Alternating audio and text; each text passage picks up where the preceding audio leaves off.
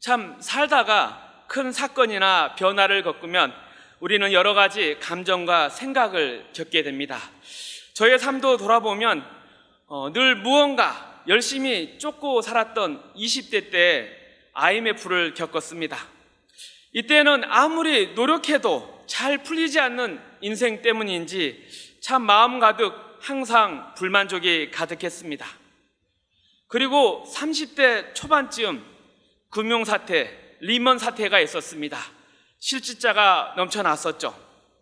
그래도 이때는 이런저런 세상 일을 겪어서 그랬는지는 몰라도, 아니면 조그만 성공에 취해 있었는지 몰라도 그때에는 참 살아도 별것 없다, 인생의 공허함과 허무함을 많이 느꼈습니다. 그리고 지금은 어떠냐 하고 물으시면 인생이 정말 스펙타클하다라고 말씀드릴 수 있습니다. 40대 중반인데 아직 기저귀를 갈아야 하는 막내가 있습니다. 내 자녀와 태영아부, 신혼교구, 진짜 매일매일 롤러코스터를 타는 기분입니다. 이런 가운데 매일매일 웃을 수 있는 행복감도 맛보지만 가끔씩 올라오는 부정적인 감정과 생각이 있는데 그것은 바로 죄책감입니다. 자녀를 키우면 자신의 삶을 돌아보게 되죠. 와, 왜 그리 지난날 후회되는 일이 그리 많은지, 그리고 또 자녀에게 좋은 신앙과 환경을 물려줘야 되는데 생각한 것만큼, 기대한 만큼 되지가 않습니다. 참 부족한 내 모습을 보고 있자니 가끔은 정말 털썩 주저앉고 싶어집니다. 어떻게 마음을 추스려야 할까요? 또한 개인뿐만 아니라 공동체도 그렇습니다. 큰 사건, 특히 위기를 겪고 나면 그 순간에는 당혹스럽고 화가 나고 슬프기도 하지만 조금 시간이 지나게 되면 이러한 감정의 파도들은 가라앉고 남겨진 서로를 쳐다보게 됩니다. 위기가 더 이상 일어나지 않고 그대로 사라지게 된다면 괜찮지만 위기가 계속되거나 회복할 수 없는 피해가 생기게 되면 서로를 쳐다보는 마음이 무척이나 무거워집니다. 이랬으면 안 됐었는데, 좀 더 잘했어야 했는데 왜 못했나? 마음을 짓누르는 패배의 의식과 올라오는 무력감, 그리고 더 나아가서는 나는 무엇을 했는가? 너는 무엇을 했는가? 우리는 어디에 있었는가? 서로에 대한 실망감과 배신감이 널리 퍼져나갑니다. 과연 공동체의 이런 상처는 어떻게 회복될 수 있을까요? 우리는 코로나19 상황을 계속해서 겪고 있습니다. 과연 코로나19 상황 가운데 나는 예배자로서 어떻게 보내고 있나? 스스로의 자신에 대해서 어떤 마음과 생각이 드십니까?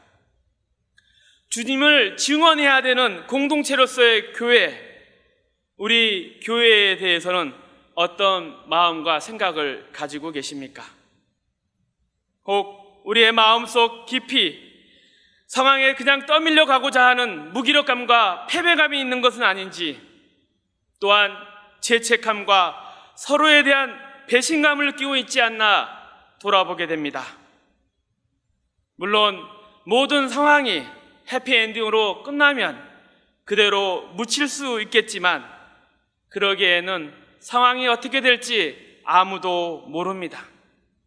또한 모든 삶의 상황 가운데 합력해서 선을 이루시는 하나님을 고백하는 그리스도인이라면 지금 오늘 여기에서 우리의 마음을 말씀에 비춰보고 돌아봐야 할 필요가 있습니다. 오늘 본문은 큰 사건을 겪은 한 사람과 공동체가 나옵니다. 예수님의 죽음은 예수님의 입을 통해서 미리 여러 차례 들은 바이지만 진짜 이 일이 일어났을 때 제자 공동체에게는 아주 큰 사건이었고 회복할 수 없는 상처를 주었습니다. 그리고 이것은 공동체뿐만 아니라 제자 각 개개인에게도 큰 사건이었죠.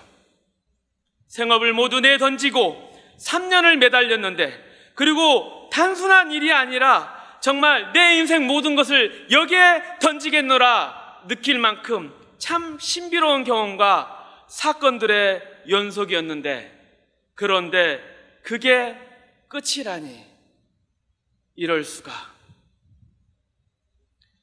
그 중에서 베드로는 가장 큰 충격을 받았을 것입니다.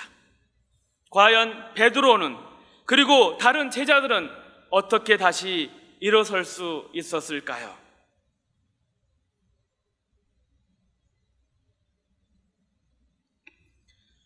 요한복음 21장은 별책부록처럼 느껴집니다. 요한복음 20장 31절에 오직 이것을 기록함은 너희로 예수께서 하나님의 아들 그리스도이심을 믿게 하려 하며 또 너희로 믿고 그 이름을 힘입어 생명을 얻게 하려 함이니라.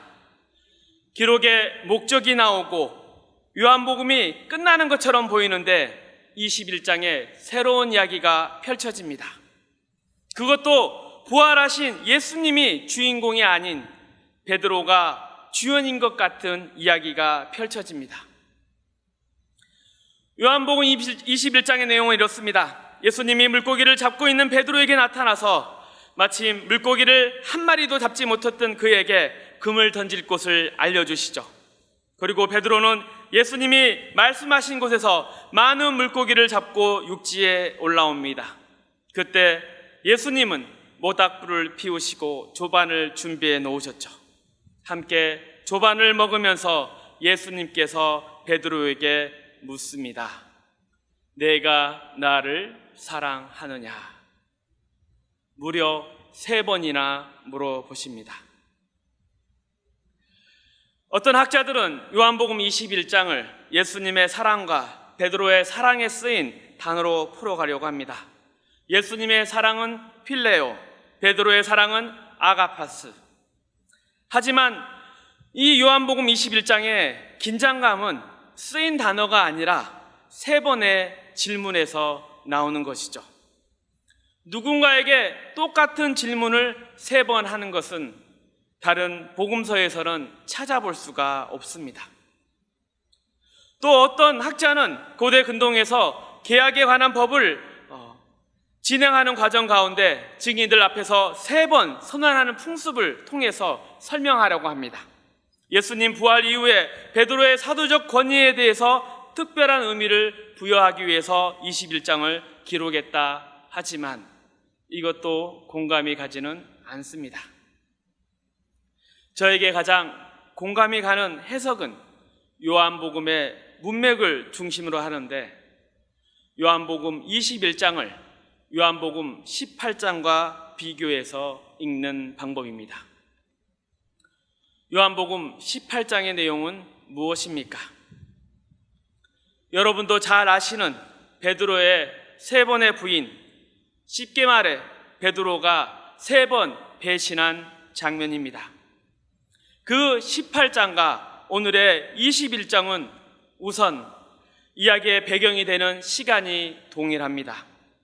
새벽 혹은 이른 아침입니다. 그리고 장소도 비슷합니다. 밝음과 어둠이 공존하며 자신의 내면을 들여다볼 수 있는 타닥타닥 모닥불이 피어나고 있는 장소입니다. 하지만 크게 대비되는 것이 있는데 그것은 바로 베드로의 반응입니다. 18장에서 베드로는 예수님을 3번 부인합니다. 내가 무슨 말을 하는지 알지 못하겠노라. 부인하여 이르되 나는 그 사람을 알지 못하노라. 저주하여 맹세하며 이르되 나는 그 사람을 알지 못하겠거늘. 하지만 21장에서는 주님 그러하나이다. 내가 주님을 사랑하는 줄 주님께서 아시나이다. 주님 그러하나이다. 내가 주님을 사랑하는 줄 주님께서 아시나이다. 근심하여 이르되 주님 모든 것을 아시오매 내가 주님을 사랑하는 줄을 주님께서 아시나이다. 과연 베드로는 내가 나를 사랑하느냐? 이 주님의 질문에 어떤 마음으로 대답하였을까요? 그리고 주님은 왜 3번이나 거듭해서 물어보셨을까요?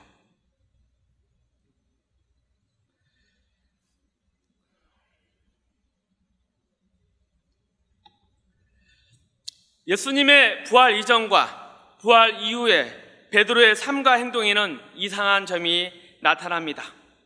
보다 정확히 말하면 베드로가 예수님을 부인하던 사건을 기점으로 베드로라는 이름이 성경 속에서 사라져버립니다. 아시다시피 베드로는 늘 제자들의 이야기의 중심에 있었습니다. 우리도 베드로를 수제자라고 알고 있지만 성경은 한 번도 베드로를 수제자라고 말한 적이 없습니다. 그럼에도 불구하고 늘 전면에 등장하는 베드로이기에 우리는 그렇게 받아들이고 있습니다. 요한복음 1장 35절에서 42절, 세례 요한에게 예수님을 소개받는 2 제자가 나오고 그중 하나가 집에서 자기 형제를 데리고 오는데 예수님이 그에게 내가 요한의 아들 시몬이니 장차 게바라 하리라. 그리고 요한복음 13장 세족식 장면에서 베드로는 예수님의 발 씻김을 거부하죠.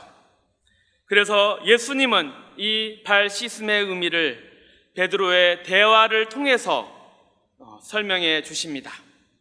그리고 요한복음 18장, 베드로에 대한 관심이 최고조로 이른 곳이죠. 예수님이 가룟 유다의 배신에 의해서 잡혀가실 때 베드로가 칼을 뽑고 대제사장의 종을 쳐서 오른쪽 귀를 떼어버리는 사건, 그리고 18장 후반부에 결박된 예수님을 따라서 대제사장의 집들에 들어가게 됩니다. 이처럼 베드로는 요한복음의 아주 중요한 인물이었습니다. 그런데 부활 이후에는 베드로의 모습이 보이지 않습니다. 예수님의 빈 무덤을 처음 확인한 사람은 누구였습니까? 막달라 마리아였습니다. 이후 다락방에서 부활하신 예수님이 나타나실 때 이 장면을 주도적으로 이끌어가는 것은 의심쟁이 제자 도마였습니다. 베드로는 어디에 있습니까? 예수님의 빈 무덤을 확인한 막달라 마리아가 상황 보고를 합니다. 누구에게 할까요? 그 대상은 바로 베드로와 예수께서 사랑하시던 제자 요한인데, 이에 대해서 성경은 이에 2 제자가 자기들의 집으로 돌아가니라 라고 기록합니다. 이름이 아니라 슬며시 제자 중에 한 사람으로 바꾸어 말하고 있습니다.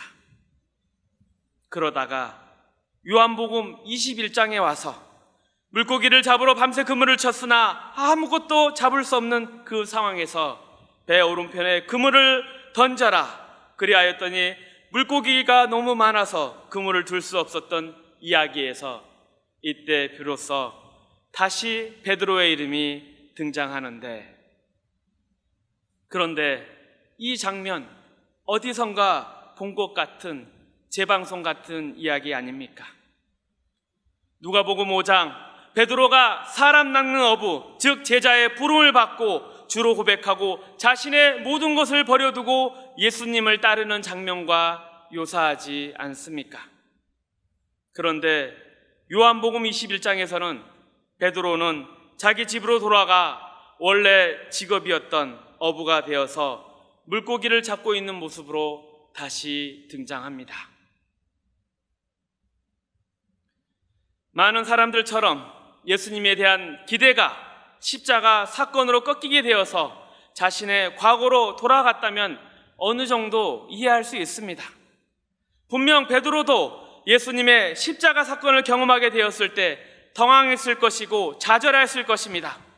대제사장의 종이었던 말고의 길을 배웠던 것은 아마도 예수님의 십자가 사건에 대한 강한 저항으로 볼 수 있습니다. 그러나 베드로는 십자가 사건 이후에 예수님의 부활을 직접 목격했던 제자였습니다. 직접 목격했던 제자. 여러분, 부활은 어떤 의미일까? 부활은 핵폭탄입니다. 강한 능력과 증거입니다. 주님의 십자가 죽음으로 낙심하고 좌절하는 제자들에게 이 부활의 사건은 절망의 자리에서 벌떡 일어나 다시 사명의 자리로 달려가게 할 만큼 강력한 한방이었습니다. 그런데 이런 부활 사건을 경험한 베드로의 입에서는 나는 물고기를 잡으러 돌아가겠노라. 왜 베드로는 부활의 사건을 경험하고도 예수님의 제자의 자리로 되돌아오지 못하는 것일까요?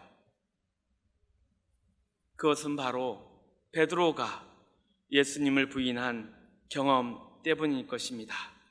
세 번의 배신과 그에 따른 죄책감.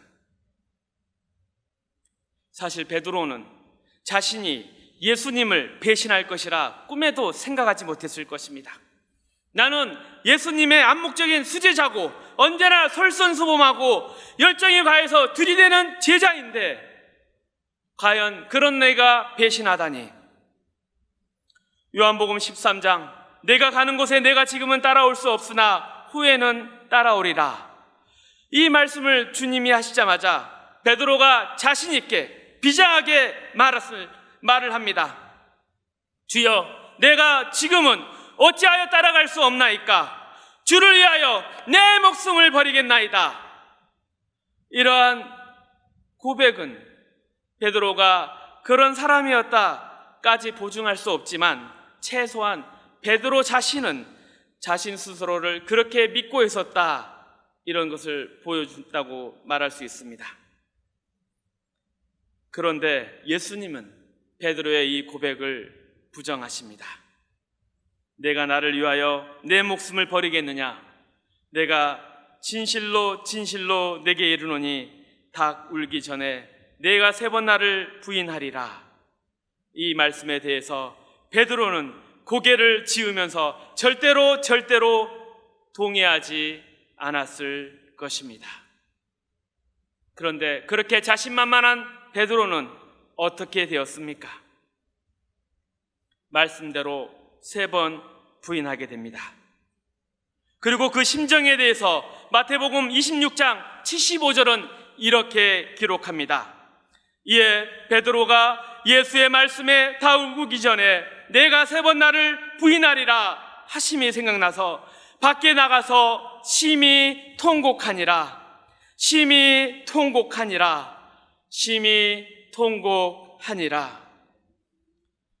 예수님의 말씀은 이루어졌고 베드로는 한없이 무너져 내리고 말았습니다. 이제 베드로는 배신에 따른 죄책감, 그 어두움 그림자에 압도되어서 자신의 마음과 삶을 내어주게 됩니다. 나는 배신자야. 나는 나쁜 놈이야. 돌아갈 수 없어. 부끄러워. 정말 죽고 싶어. 죄책감의 파괴적인 에너지가 베드로의 삶을 지배하게 되었고 결국 나는 물고기를 잡으러 돌아갈래. 그렇게 조용히 사라져 버렸습니다. 조용히 숨어 버렸습니다. 이런 베드로에게 예수님은 찾아가셔서 내가 나를 사랑하느냐 묻습니다.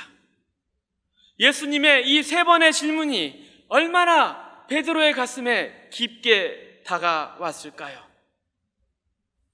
예수님께서 모닥불을 피우시고 조반을 나누시며 3번 내가 나를 사랑하느냐 물어보실 때 베드로는 분명 자신이 3번 부인했던 그날 밤이 생각났을 것입니다. 그리고 예수님이 그에게 질문할 때마다 배신의 죄책감이 더해졌을 것입니다. 마치 우리가 느끼는 긴장감만큼이나 무척이나 무거웠을 것입니다. 그래서 마침내 예수님의 3번째 질문을 했을 때 베드로는 근심했던 것입니다.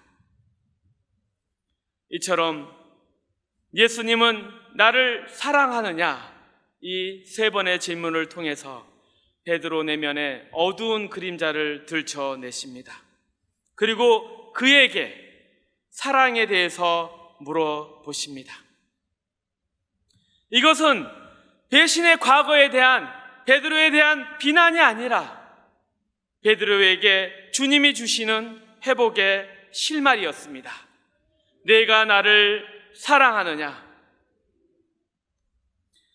예수를 모른다, 예수를 모른다, 예수를 모른다. 그 세 번의 부인을 예수님을 사랑합니다. 당신을 사랑합니다. 당신을 사랑합니다. 이러한 사랑의 고백으로 바꾸어 주셨습니다. 베드로에게 찾아오신 예수님은 마치 죄를 짓고 품을 떠나 동산나무 아래 숨어버린 아담을 찾아오신 하나님처럼 배신의 죄책감에 숨어버린 베드로를 찾아서 사랑의 고백을 하게 하시고 치료를 해 주셨습니다. 내가 나를 사랑하느냐? 내가 나를 사랑하느냐? 내가 나를 사랑하느냐? 저에게도 이 주님의 음성이 들리는 것 같습니다. 코로나19 상황 가운데 내가 이 사람들보다 나를 더 사랑하느냐? 내가 나를 사랑하느냐? 내가 나를 사랑하느냐? 주님, 제가 당신을 사랑합니다. 과연 여러분의 대답은 무엇입니까? 이런 사랑의 고백을 하는 베드로에게 계속해서 예수님은 내 어린 양을 먹이라고 말씀하십니다. 목자의 일을 맡기십니다.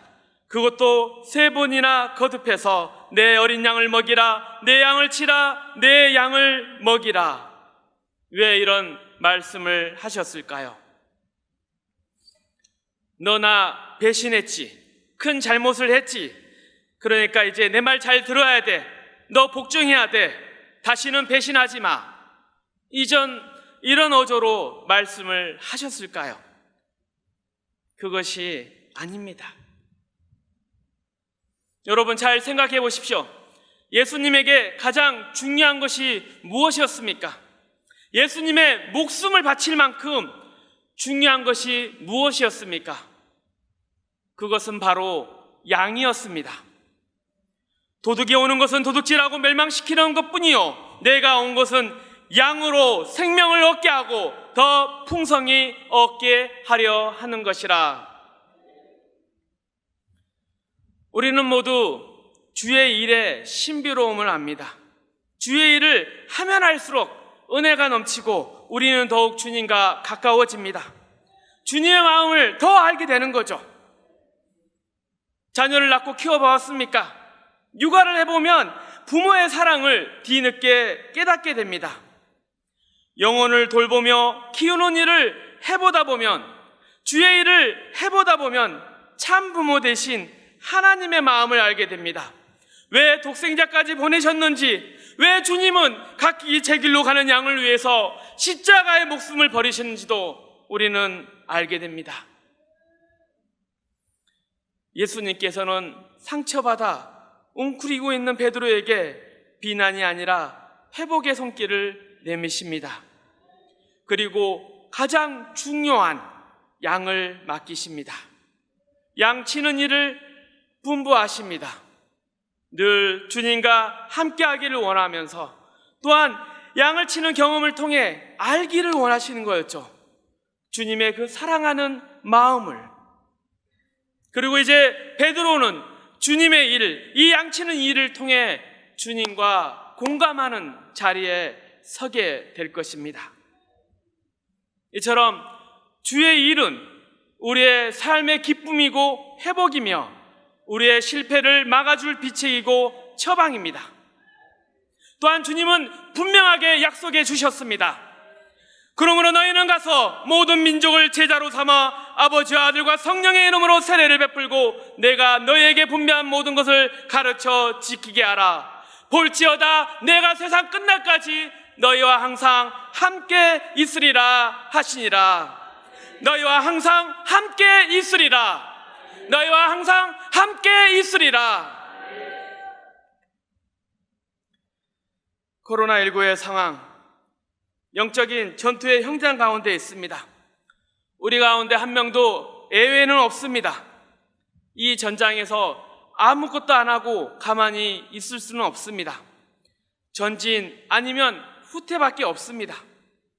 주님을 예배하는 것에서부터 나아가 주님을 증거하는 것, 그 일까지 그 누구에게도 회색지대는 없습니다. 전진이냐 후퇴냐, 여러분은 무엇을 선택하시겠습니까? 베드로의 대답은 이렇습니다. 세 번째 이르시되 요한의 아들 시몬아 내가 나를 사랑하느냐 하시니 주께서 세 번째 내가 나를 사랑하시냐 하심으로 베드로가 근심하여 이르되 주님 모든 것을 아시오매 내가 주님을 사랑하는 줄을 주님께서 아시나이다. 내가 주님을 사랑하는 줄 아시오니 주님 내가 주님의 양들을 치겠나이다.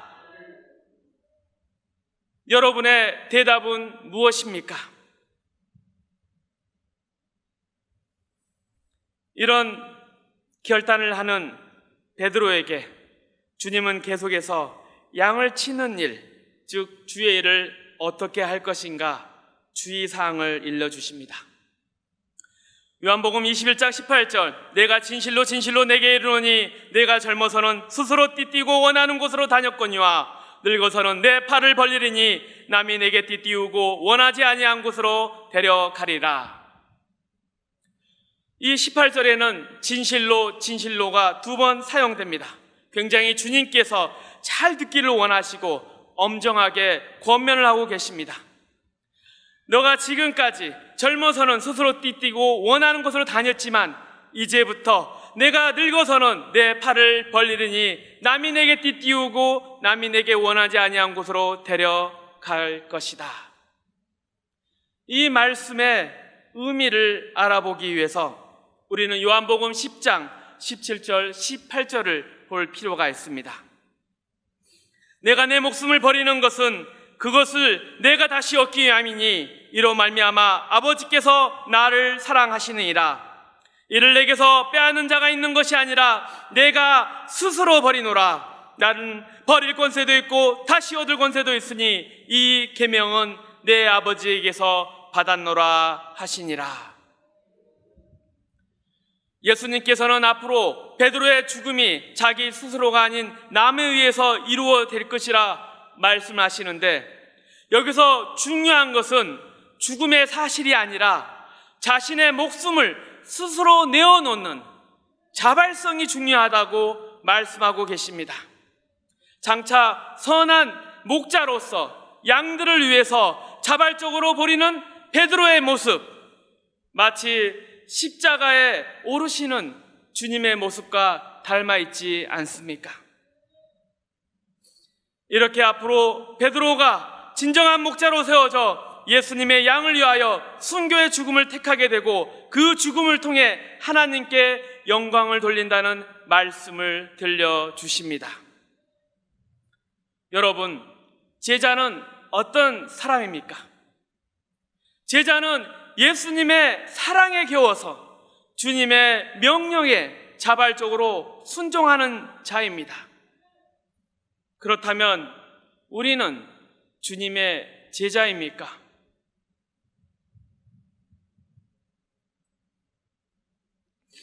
그리고 이 말씀 후에 예수님은 베드로에게 나를 따르라 라고 말씀하십니다. 나를 따르라. 요한복음에서 이곳 21장에 와서야 예수님은 처음으로 베드로에게 나를 따르라 라고 명하십니다. 이때 베드로가 돌이켜 회상하며 질문을 합니다. 예수님, 만찬석에서 예수의 품에 의지하여 주님을 파는 자가 누구오니까 묻던 자, 즉 사랑하는 제자는 앞으로 어떻게 되겠사옵나이까? 간단한 질문이지만 베드로의 마음이 실려 있습니다. 중요한 순간에 나온 질문입니다. 학자들은 이것이 일반적인 호기심일 수도 있지만 사도적인 질투가 아닐까 생각합니다. 하지만 예수님의 답변은 그렇지가 않습니다. 예수님의 대답은 베드로에게 그 제자의 미래에 대해서 상관하지 말라는 것입니다. 그리고 다시 너는 나를 따르라 거듭 말씀하십니다. 그렇습니다. 우리는 서로에 대해서 논쟁할 필요가 없습니다. 왜냐하면 모든 것을 아시고 심판하시는 주님께 모든 것을 맡기면 그만입니다. 지금 우리에게 가장 중요한 것은 각자에게 주어진 사명의 길을 충실하게 걸어가는 것입니다. 각자의 삶의 현장에서 주님을 증언하는 길을 가는 것이 중요합니다. 그래서 23절, 24절에 부연의 설명이 나옵니다.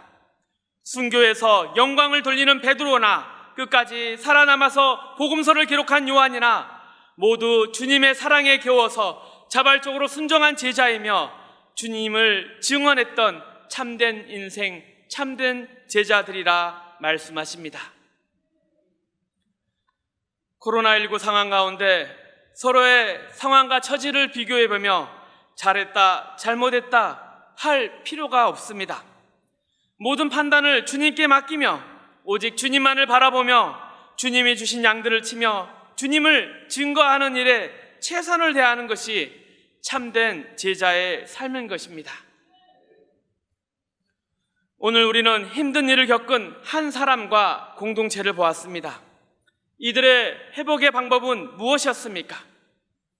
회복은 우리를 찾아오시는 주님을 만나는 것이고 주님의 질문에 내가 나를 사랑하느냐 그 질문에 마음 다해 대답하는 것입니다. 그리고 삶의 현장에서 주님의 양을 치며 주님을 증언하는 것입니다. 이처럼 주님에 대한 사랑을 확인하고 사명을 다시 붙이는 것이 바로 주님이 주시는 회복의 방법입니다. 이 길을 가는데 더 이상 과거에 묶여 있을 필요가 없습니다. 또한 남의 처지와 환경을 비교할 필요도 없습니다. 그저 내게 주신 사명의 길을 가는 것이 중요합니다. 왜냐하면 십자가에 죽으신 주님, 또 부활하신 주님이 우리와 함께 있기 때문입니다. 오직 이것을 기록함은 너희로 예수께서 하나님의 아들 그리스도이심을 믿게 하려 하며 또 너희로 믿고 그 이름을 힘입어 생명을 얻게 하려 함이니라. 그런데 이러한 회복의 방법에 대해서 어디서부터 시작할까 물어볼 수 있습니다. 저는 그 대답이 기도라고 생각합니다. 우리는 먼저 주님의 음성을 들어야 됩니다. 내가 나를 사랑하느냐 그 주님의 세미한 음성을 들어야 됩니다. 그리고 우리의 마음을 다해서 드리는 회개의 기도가 필요합니다. 그리고 또 양을 치는 일, 주의 일을 하기 위해서 우리는 우리의 능력이 아니라 주님의 능력이 필요합니다. 주님 함께하여 주시옵소서. 다시는 쓰러지지 않고 주님 이 사명 감당할 수 있도록 내게 성령 충만을 주옵소서. 기도해야 될 것입니다. 복음서 이후에 사도행전이 있습니다. 사도행전은 사도들이 양을 치는 내용이고 주님을 증언하는 내용입니다. 그 시작이 무엇입니까? 바로 기도였습니다. 오직 성령이 너에게 임하시면 너희가 권능을 받고 예루살렘과 온 유대와 사마리아 땅끝까지 이르러 내 증인이 되리라 하시니라. 이를 기다리면서 여자들과 예수의 어머니 마리아와 예수의 아우들과 더불어 마음을 같이하여 오로지 기도에 힘쓰더라. 마음을 같이하여 오로지 기도에 힘쓰더라. 그리고 또한 우리는 약한 자를 위해서도 기도해야 합니다. 복음서에 보면 배신자가 베드로만 있는 것이 아니었습니다. 가룟 유다도 있었습니다. 둘 다 예수님이 진정한 구원자라는 생각은 처음에 없었습니다. 그리고 가룟 유다는 마귀라는 책망을 들었고 베드로는 사탄아 물러가라고 책망을 받았습니다. 하지만 둘의 삶의 결과는 극명하게 갈렸습니다. 자신의 의로 대가를 치르려고 했던 스스로의 능력으로 문제를 해결했던 가룟 유다는 자살을 택하고 영원한 멸망의 길로 가버렸습니다. 하지만 베드로는 주님을 만나 회개하고 순교의 길, 영광의 길을 갔습니다. 과연 이 차이는 어디에서부터 시작되었을까요? 그것은 바로 기도였습니다. 누가복음 22장 31절 32절 시몬아 시몬아 보라 사탄이 너희를 밀가부르듯이 하려고 요구하였으나 그러나 내가 너를 위하여 내 믿음이 떨어지지 않기를 기도하였노니 너는 돌이킨 후에 내 형제를 굳게 하라. 내가 너를 위하여 내 믿음이 떨어지지 않기를 기도하였나니 떨어지지 않기를 기도하였나니. 그렇습니다. 우리는 나 자신의 회복을 위해서 주님의 세미한 음성을 듣고 답하는 회개의 기도를 해야 됩니다. 그리고 또한 회복의 방법, 사명을 다시 붙들 수 있도록 주님의 능력을, 성령 충만을 구해야 될 것입니다. 그리고 우리의 교회와 공동체를 살리기 위해서 서로를 위해 중보 기도를 해야 할 것입니다. 이것이 바로 주님이 주신 회복의 방법이고 이것을 누리고 나누는 시작인 것입니다. 할렐루야!